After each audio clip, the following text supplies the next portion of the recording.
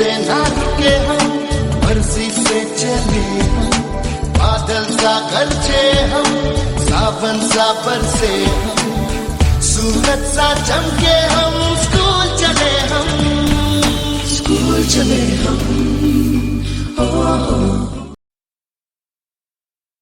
Welcome in NSQFIT classes. आज हम CRM का सेकंड सेशन जो स्टार्ट कर रहे हैं उसका हम सेकंड पार्ट यूज कर रहे हैं। तो जैसे लास्ट सेशन में हमने मैनेजमेंट से रिगार्डिंग पढ़ा था, तो आज उसी का ही हम आगे कुछ ऑप्शंस यूज करते हैं। तो मैनेजमेंट में अलग अलग आपके पास ये जैसे जो स्क्रीन दिखाई दे रही है, इसमें आपके पास जैसे आइडिया लग रहा है कि प्लानिंग है, ऑर्गेनाइजिंग है, स्टाफिंग है, डायरेक्शन है, कंट्रोलिंग है। तो ये अलग अलग आपके पास 5 मोड होते हैं एक मैनेजमेंट फंक्शंस के: planning, organising, staffing, direction and controlling. अब ये क्या क्या है, इनके बारे में ही आज का सेशन है। तो फर्स्ट वन है planning. Planning is the most fundamental and most pervasive of all management function. मतलब कोई भी अगर आप काम शुरू करना चाहते हैं तो सबसे इंपॉर्टेंट पॉइंट क्या है कि उसकी प्लानिंग करना, कि वो काम कैसे यूज किया जा सकता है। जैसे आपको मान लो एक एग्जाम में अच्छे मार्क्स लेने हैं, तो इट मीन्स पहले प्लानिंग करोगे कि आप किस तरीके से अच्छे मार्क्स ले सकते हैं। तो that is also part of managing. If people working in group have to perform effectively, they should in the advance what is to be done।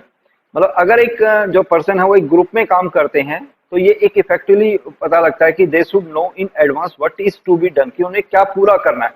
मतलब उनको पहले में पता होना चाहिए कि उनको क्या चीज कंप्लीट करनी है, क्या उनका टारगेट है, what activities they have to perform in order to do what is to be done. मतलब उनको किस तरह का काम करना और किस तरीके से वो काम पूरा करना है। And when is to be done, और इस काम को कब पूरा करना है, मतलब क्या करना है और कब पूरा करना है।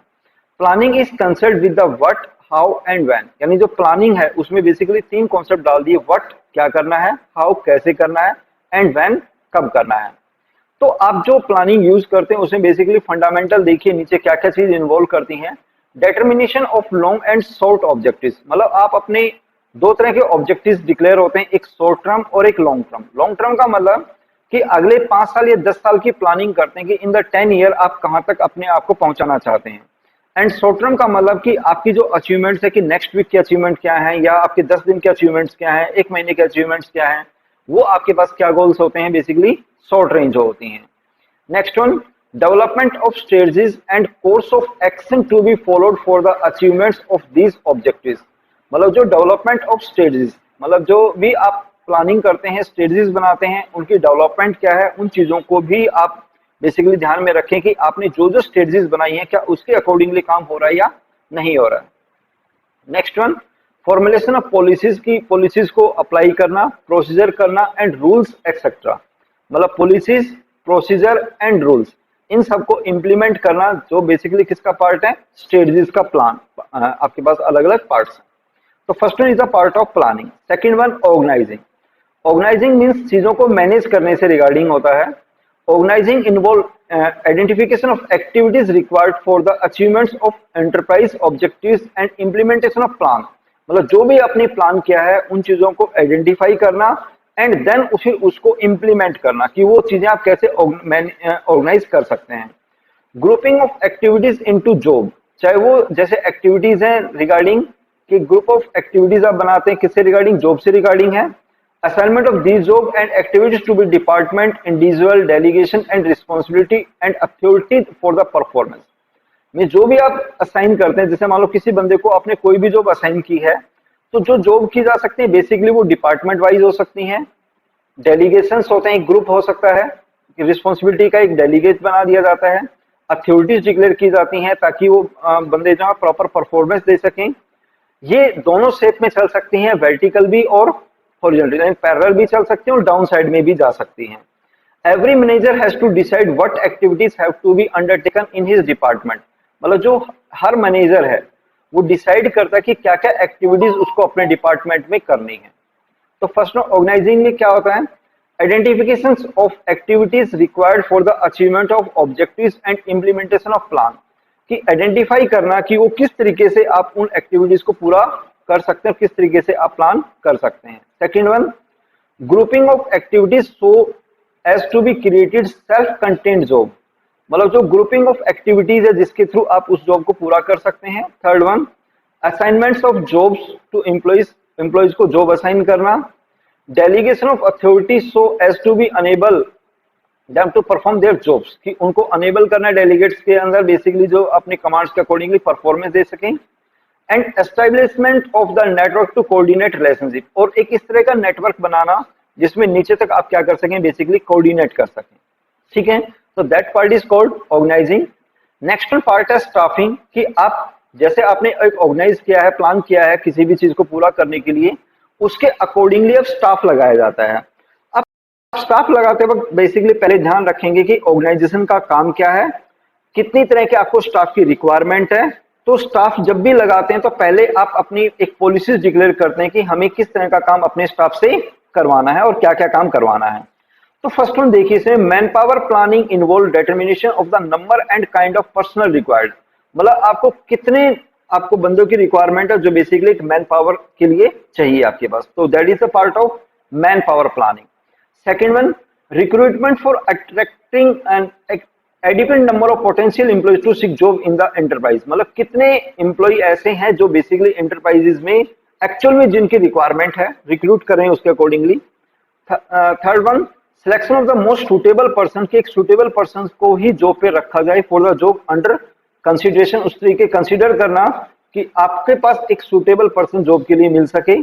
Next one, placement, induction and orientation, की प्लेसमेंट हो सके उनकी, इंडेक्शन का मतलब होता है कि स्टेप बाय स्टेप, और ओरिएंटेशन हो सके। Next one, transfer, promotion and termination, मतलब बंदे का एक जगह से दूसरी जगह ट्रांसफर करना ताकि उसको नई नई चीजें की नॉलेज हो, प्रमोशंस करना ताकि एक बंदा इफेक्टिवली काम करे, अच्छे तरीके से पूरी एनर्जी के साथ काम करे, तो उनका प्रमोशन जरूरी है।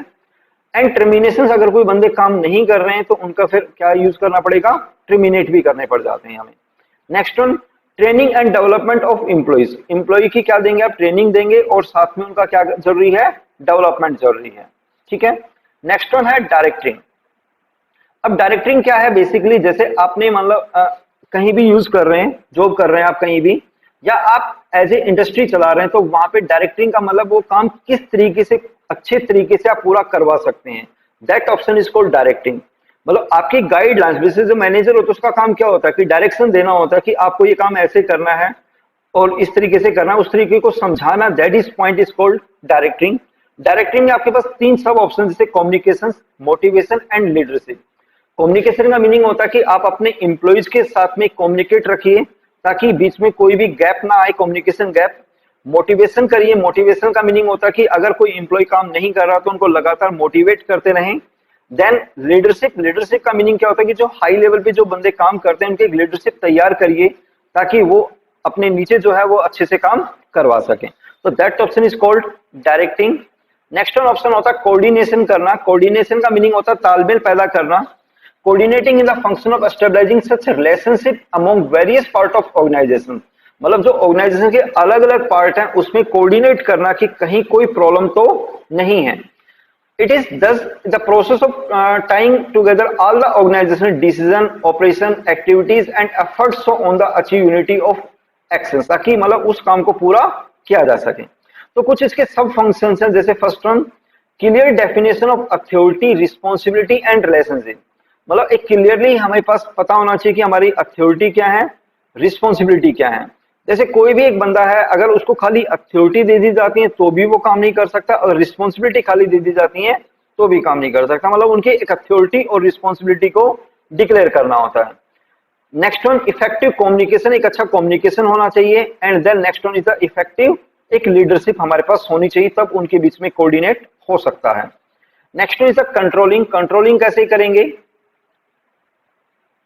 controlling is a function of ensuring that the individual, departmental, sectional and individual performance are consistent with the predetermined objectives and goals, मतलब कोई भी अगर आप गोल पूरा करना चाहते हैं तो ये चीजें आप देखना बेसिकली कि डिवीजन वाइज, डिवीजन का मीनिंग होता है कि जैसे डिपार्टमेंट वाइज हो सकता है कि एक सेक्शन है, एक डिपार्टमेंट है, and individual performance are consist, मतलब अलग अलग जैसे चीजें होती हैं। डिवीजन का मतलब एक बड़ा डिपार्टमेंट डिवीजन हो गया, उसके अंदर अलग अलग डिपार्टमेंटल हो सकते हैं, उसके बाद एक सेक्शन बनाए जा सकते हैं, एंड देन फिर हर बंदे की इंडिविजुअल परफॉर्मेंस पे भी नजर रखना जरूरी है कि कौन बंदा अपने गोल को अचीव कर पा रहा है या नहीं कर पा रहा है।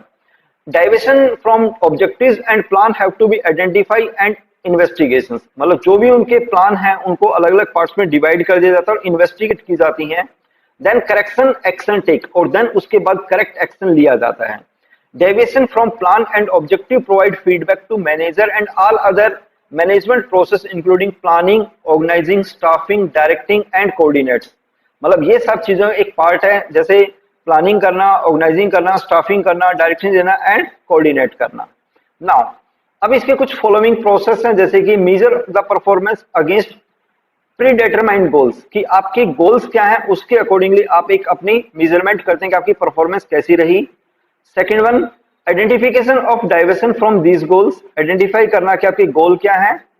Corrective action to rectify deviation, अगर कोई प्रॉब्लम आती है तो करेक्ट एक्शन क्या लिया जा सकता है, ठीक है। तो student that is our this one session, जिसमें हमने ये यूज करना सीखा कि आप किस तरीके से इन चीजों को यूज कर सकते हैं, कि how to using the planning, controlling, coordinates, ये सब चीजें इस सेशन का पार्ट है। तो प्लीज आप इनको ध्यान से पढ़िए एंड देन यूजिंग करते जाइए इस चीज को, ठीक है students. That is our session number 7।